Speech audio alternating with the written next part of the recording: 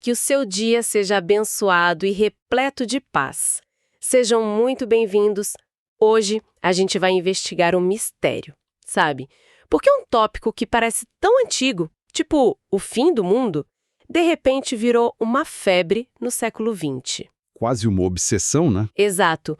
E para ajudar a gente a entender isso, estamos com o prefácio e a introdução de um livro aqui, o Escatologia, a polêmica em torno do milênio. O autor é o teólogo Millard Erickson. Um livro fundamental para esse tema. Sim, e a nossa missão aqui é entender duas coisas que ele levanta. Primeiro, por que esse assunto ficou tão popular?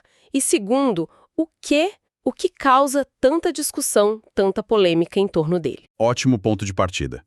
Porque a primeira pista que o Erickson nos dá vem de um pensador lá do fim do século XIX, um tal de James Orr. Certo. E a observação dele é a chave de tudo. Orr percebeu que a história da igreja não é aleatória. Parece que ela tem estações, sabe? Épocas em que ela se concentra em desenvolver uma doutrina específica de cada vez. Isso é muito interessante, mas fico pensando, será que esse padrão é algo que a gente só vê depois olhando para trás? Tipo, a gente conecta os pontos? Será que o pessoal da época sabia, agora estamos na estação da doutrina de Deus? Essa é uma pergunta excelente. E a resposta provavelmente é não. Não da forma como a gente enxerga hoje. Mas o padrão existe. Não era uma agenda combinada, mas uma resposta natural aos desafios de cada tempo. Aos problemas, às crises. Exato. A teologia não é um manual que veio pronto. Ela é uma resposta viva. Cada grande doutrina que a gente tem hoje foi assim, forjada no fogo de uma controvérsia. Isso muda tudo. Entendi. Não era um comitê decidindo o tema do século, mas as circunstâncias que forçavam a igreja a resolver uma questão para poder seguir em frente. E o livro mostra essa linha do tempo, né? Mostra, passo a passo. No século II, o cristianismo era novo, atacado. O foco era a apologética, defender a fé. A base. A base. Depois, séculos III e IV, a grande crise era sobre quem é Deus. Isso forçou a igreja a articular a doutrina da Trindade. Logo em seguida, início do século V, a discussão sobre a natureza do homem, do pecado. É quase como construir uma casa. Primeiro, defender o terreno, que seria a apologética. Boa analogia. Depois, definir quem é o arquiteto, o dono da casa, a doutrina de Deus. E aí, entender quem são os moradores, que é a doutrina do homem. Perfeito. E a construção continua. Do século V ao VII, a pergunta era: quem é Jesus Cristo? A relação entre o divino e o humano nele. A cristologia. Isso. Depois, um longo tempo, séculos XI a XVI, para entender a obra dele, a expiação. E aí vem a reforma no século XVI e o foco muda para como a salvação chega até a gente. A justificação pela fé. Cada tijolo no seu tempo. Ok, a linha do tempo ficou clara. Mas e a escatologia? Onde o estudo do fim entra nessa construção toda? Aí é que está a grande sacada do James Orr lá no fim do século XIX. Ele olhou para essa casa toda construída e falou: ok, falta um cômodo. Falta a última grande área a ser desenvolvida. A escatologia. Exatamente. O livro até menciona que tinha uma impressão solene na época. Uma sensação de que, se a igreja estava finalmente se dedicando a esse tema, talvez fosse um sinal, sabe? De que os tempos do fim do mundo chegaram. O que levanta uma questão, né? O foco intenso no fim dos tempos é um reflexo de que o fim está perto, ou é o foco que faz as pessoas sentirem que o fim está perto? Precisamente. É um sintoma ou é a causa da ansiedade? Exato. E essa pergunta fica mais complexa ainda no século XX, porque o ritmo de tudo muda. Se antes uma doutrina levava séculos para ser formulada, Erickson aponta que no século XX, esse processo ele se acelerou de uma forma drástica. Peraí, a velocidade para desenvolver uma doutrina caiu de séculos para, 25 anos? É uma aceleração absurda. O que aconteceu para causar isso? Foi só a tecnologia? A informação mais rápida? A tecnologia ajuda, sem dúvida, livros, conferências, tudo mais rápido. Mas o século XX foi um século de crises globais que a gente nunca tinha visto. 2 guerras mundiais. Guerra Fria, ameaça nuclear. A ideia de fim deixou de ser só teológica e virou uma possibilidade real, iminente. Essa urgência acelerou o debate. Faz todo sentido. O mundo parecia estar acabando, então era natural se perguntar o que a Bíblia dizia sobre isso e como essa aceleração apareceu na prática. O livro mostra uma sucessão rápida de focos. Primeira metade do século, a questão era a revelação. Como Deus se comunica.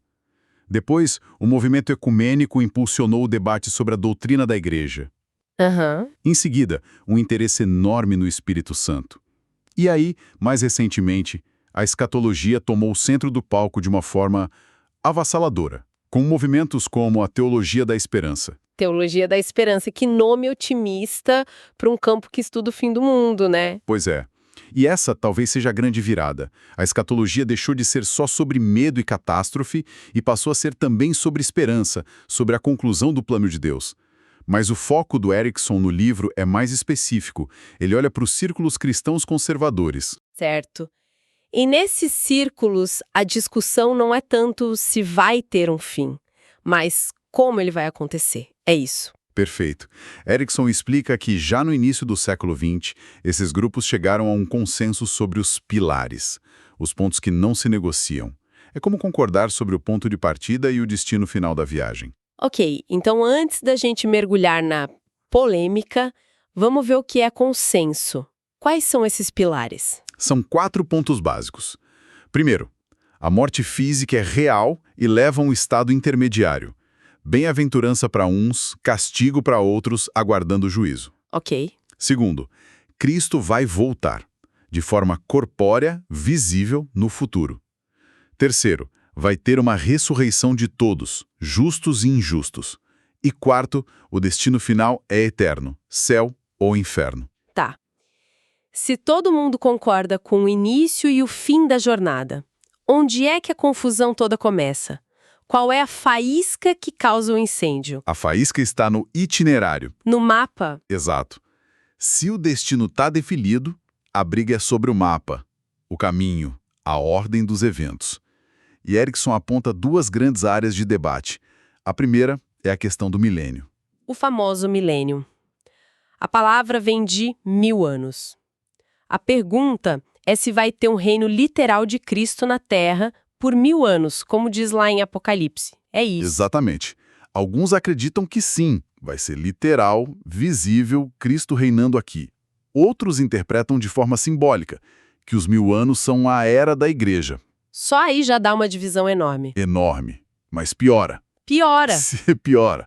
Porque mesmo entre os que acreditam no milênio literal, tem outra divisão. A questão do tempo, né? A questão do tempo. Cristo volta antes do milênio começar, para inaugurar o reino. Essa é a visão pré-milenista. Ou ele volta depois que esse período de ouro termina, que é a visão pós-milenista. E ainda tem mais uma camada, que talvez seja que todo mundo mais conhece por causa de filmes e livros. Sem dúvida. Dentro do grupo pré-milenista, que acredita que Cristo volta antes, surge a questão da grande tribulação, aquele período futuro de sofrimento intenso na Terra.